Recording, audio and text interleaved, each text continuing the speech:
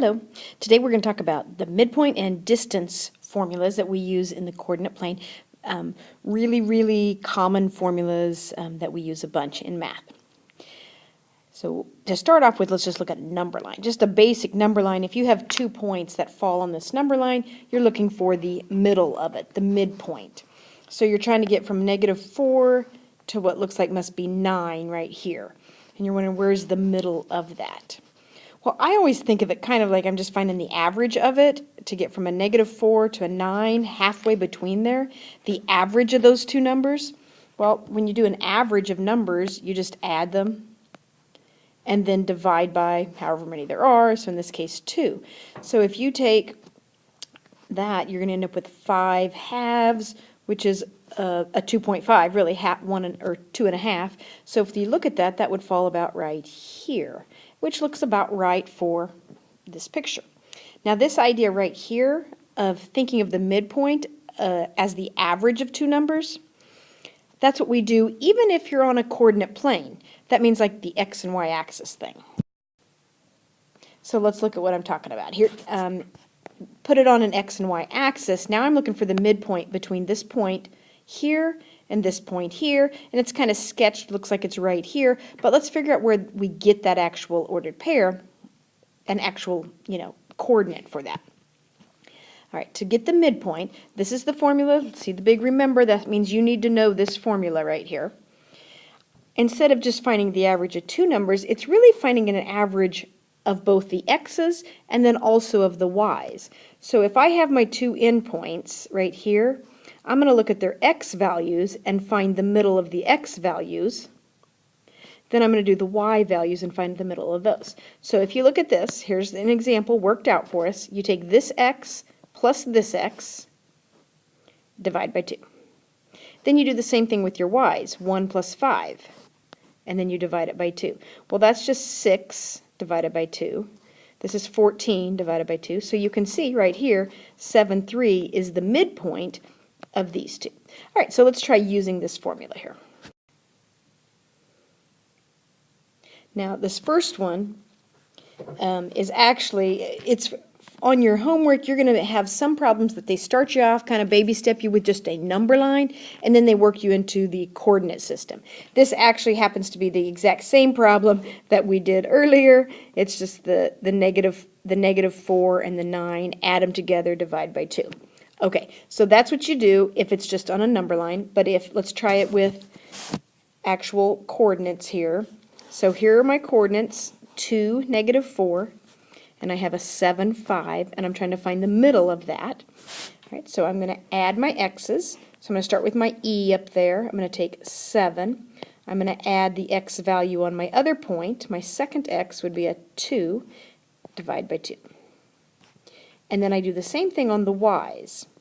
So I'm going to come back up here to the e, and I'm going to grab this y value, that's a 5, plus this y value. So 5 plus -4, divide by 2. Oh, did I say that wrong? This is not supposed to be a 9. That's supposed to be a 2. Did I say that right? I don't know. Okay. I was doing that mental math in my head. 7 plus 2 is 9. And 9 divided by 2 would be 4.5. All right, I got a 5 plus -4, that's 1 divided by 2, that's 1/2, and you can write 1/2 or as a decimal 0.5, either one. But this right here then is the midpoint. We typically will label that with an M.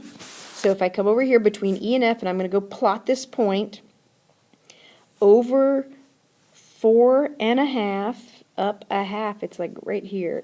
So you can see why we'd want to do that algebraically, come over here and do some math with it and not just guess it on the number or on the graph, because it did not land very nicely at all.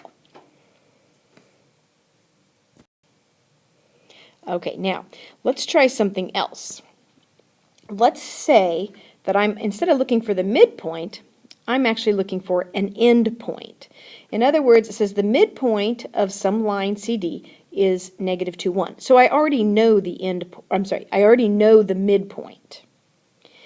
And then they tell me that one of the endpoints is here. What are the coordinates of the other endpoint? Now, just to get a visual of this, I'm going to throw this up here. So somewhere or the other, it looks like, you know, I have this point C that's left 5, up 7, somewhere up here. This is point C. And the midpoint is negative 2, 1, somewhere right here. That's the midpoint. I'm looking for point D, which must be down here somewhere, so that the M falls in the middle of them. I'm looking for this right here. All right, I'm still going to use my midpoint formula. The thing is, though, is that I already know what the midpoint is. So this little formula here that's supposed to get me the x for my midpoint, I already know that. So I'm going to set negative 2 equal to this formula. So right here, I'm going to take this negative 2, and I'm going to set it equal to my formula. Now my formula is x1 plus x2 over 2, but since they also gave me one of the endpoints, I know x1, it's negative 5. I need to know x2, that's for the d. All right, so up here, I'm going to take the midpoint, set it equal to the formula. I already know the negative 5. I'm looking for the other x. Let's go through this. All right, the very first thing I would do is go ahead and multiply both sides by the 2 to get rid of that fraction. So then I have negative 4 equals negative 5 plus my second x. Add the 5 to the other side. All right, I think we got it. The second x value that I'm going to want is a 1. So I have this. Now, I'm going to start all over, same idea, but I'm working with my y's. This formula right here is supposed to get me the y value of the midpoint. I already know the y value of the midpoint. It's 1. So I'm going to set 1 equal to this formula. So right down here you can see 1 equal to that formula, but since I already know the y value on this first point, I'm plugging that in right here. I'm looking for the y value of the second point of point D. Again, I'm going to jump right in and get rid of the fraction by multiplying by 2. So 2 equals 7 plus y2. Subtract the 7 to the other side. y2 is going to equal, oops, not y squared. y2 is going to equal negative 5. All right, and if I wanted to write it as an ordered pair, which I probably would, I would say point D is 1, negative 5. And I don't really even need a graph. I kind of sketch it just so you'd get a feel for it. Let's look. Okay, obviously my graph is off because that does not look like 1, negative 5. But I was just throwing that up there as a visual, not very accurate visual. Okay, so that's a little bit trickier problem. So I'd like you to practice that on your own. Same idea. The midpoint is given to you and one end point is given to you. Can you find the missing end point? All right, so what I want you to do is pause the video and then work through this whole problem, and then when you're done, come back and check your answer.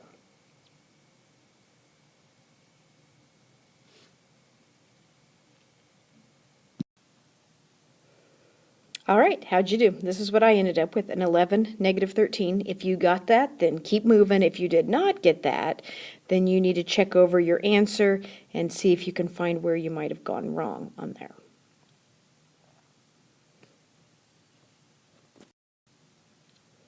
Okay, we're going to move on.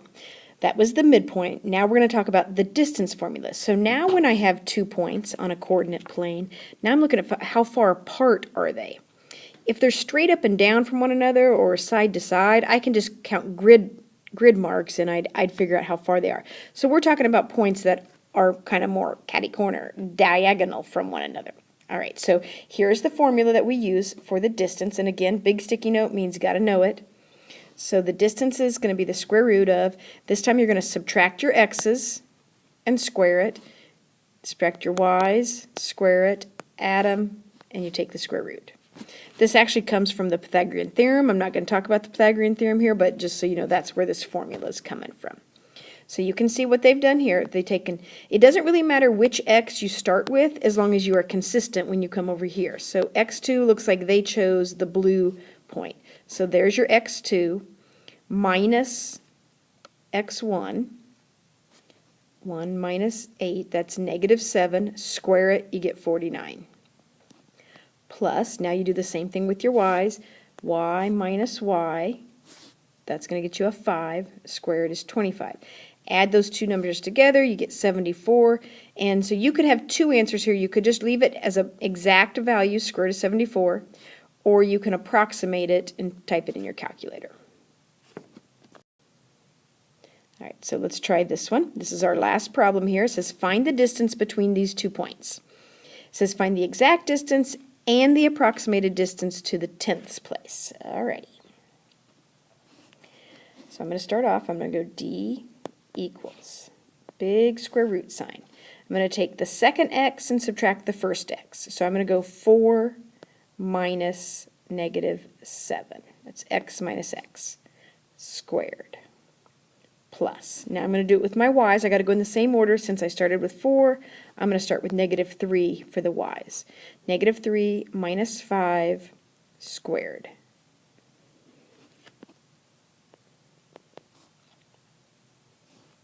All right, so then I end up with 4 turns into plus 7. That's 11 squared, 121.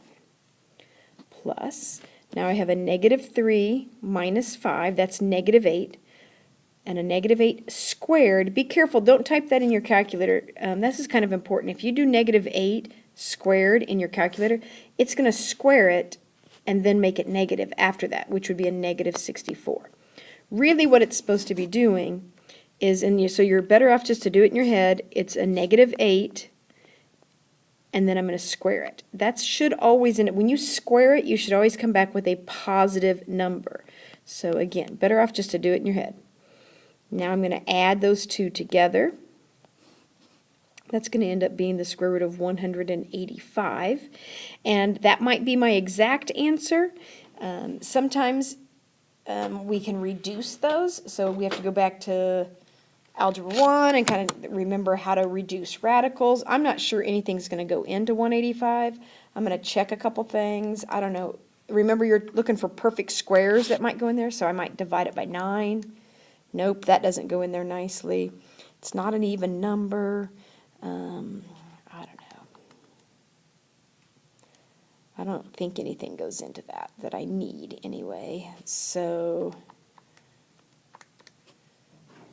yeah, 5 times 37 gets me that, and neither of those is going to do anything. Okay, I'm done. There it is.